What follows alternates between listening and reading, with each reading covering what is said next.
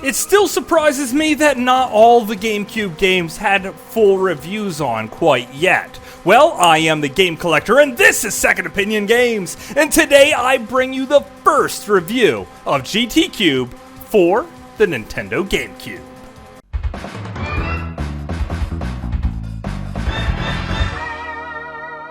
Second Opinion Games. GT Cube is a simulation racing style game that came out in 2003, and it was made by MTO. Now, this company was known for making games like Spirits and Spells, which is an alright action platformer game, and the GT series on the Game Boy Advance, which is a terrific series. If you haven't played that, well, maybe you should give it a try. It also made the GT series on the Nintendo Wii as well. Go figure. So it's something that this company has been making for a long time, different racing games. Of course, now it's pretty much dissolved after making tons of pet simulators for the DS. So when they're at their best, they're at their best. And when they're at their worst, then they're just playing with puppies and whatnot. The first thing that draws you into the game is its graphics and its cel-shaded look. Everything seems just a little bit cartoony and a little bit realistic, and this unique art style really brings you into the game. There's also some time mechanics here. You might start off a race early in the day, and then the very next race it's midday where the sun's just starting to go down, and then the next race could be at night with headlights that don't work very well at all on really windy roads, and this can get really tough and really interesting incredibly quickly.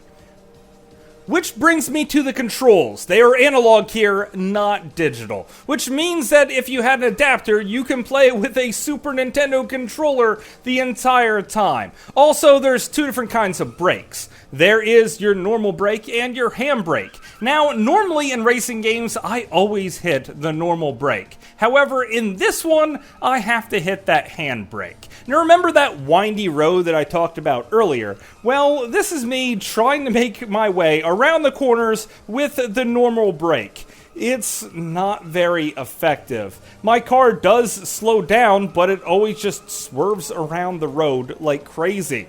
Now, trying it with the handbrake, it's much louder this time around, so you can actually hear the tires squealing while I continuously hold down the gas. My car slows up just a little bit, but obviously I can take corners far better. So you might be tempted to switch up the controller options and try to put the gas on the right trigger like you would for most racing games, especially most simulated racing games. But in the end, that's going to hurt you because either you're all in or you're all out with digital controls. So just stick with the Mario style A button to go and occasionally hit that E brake as you slide around corners. Now when you pick a car, you can pick whether or not to have drifting controls or racing controls. And you always want the racing controls because the drifting controls are just terrible unless you specifically go into this one aspect of the game where you try to drift around corners.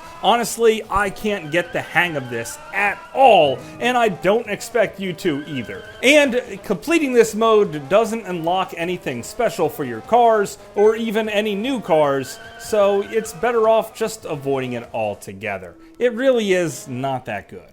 Now the main experience of the game is the different cups. Each one consists of 3 races, and it starts off really easy. And if you happen to beat these races, well then you'll unlock different parts for your cars, which can be shared throughout all the vehicles that you unlock in this game, and more vehicles to unlock in this game. So you're basically racing races to unlock more cars, to unlock more races, to unlock more cars. Honestly, this is a really good setup and keeps you playing for quite some time, even though there is only 10 tracks in this entire game. Well, 20 because they kind of mirror them later on as the game progresses, but I really don't think that's any added content. The sound effects here are actually pretty good. Your engine makes a nice hum sound, your brakes are very satisfying in the sounds that they make, and when you go into tunnels, well, everything gets louder as everything echoes around you.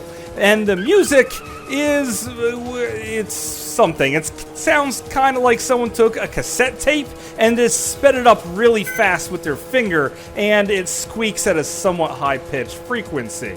It's really not that good, but it's not enough to draw you out of the game and annoy you that much. It's just sort of there.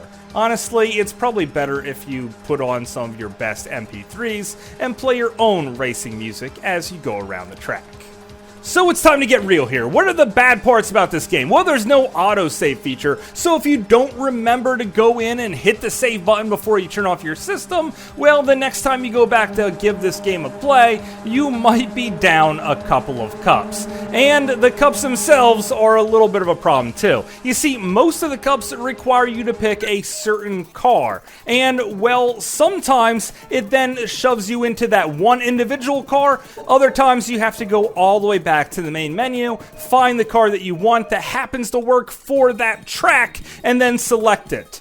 And then also go into all the unlockables that you collected along the way and apply them to your car. It's not all automatic. I mean, why wouldn't you want your race car to go faster? After you unlocked each of these unlockables, it should automatically apply, or at least have a more streamlined system that didn't have me go all the way back to the beginning. So what are the good parts about this game? Well, the sound effects were pretty good. The graphics are obviously amazing, and it's multiplayer up to 4 people. So playing this game with friends is really good. The controls seem pretty good. Most of the time, I hit the brakes and power slide around corners relatively well. However, occasionally I tend to lose control of my vehicle. Sometimes I use the lack of real collision detection in this game to my advantage and ram into the other cars as I'm going around corners because I won't really slow up that much when I do that.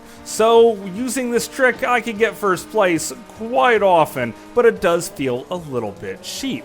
Overall, this is a great game. So how come I'm the first person to do a stinking review of this? Well, because it's a Japanese import. But don't let that fool you. There's hardly any Japanese in this game whatsoever, and it is really English friendly. So if you love the GameCube and you love imports, and you can find it, well, GT Cube is a great game. But of course, that's just my opinion. Thanks for watching.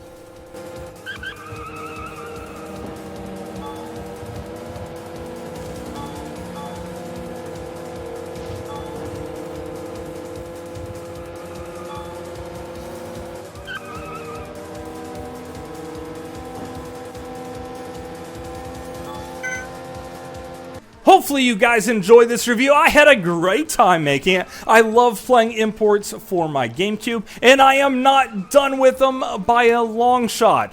But hopefully you guys will let me know about the great import games I might be missing in my collection. I know about 1 or 2 of them, but that's really about it. I pretty much have all the great imports already.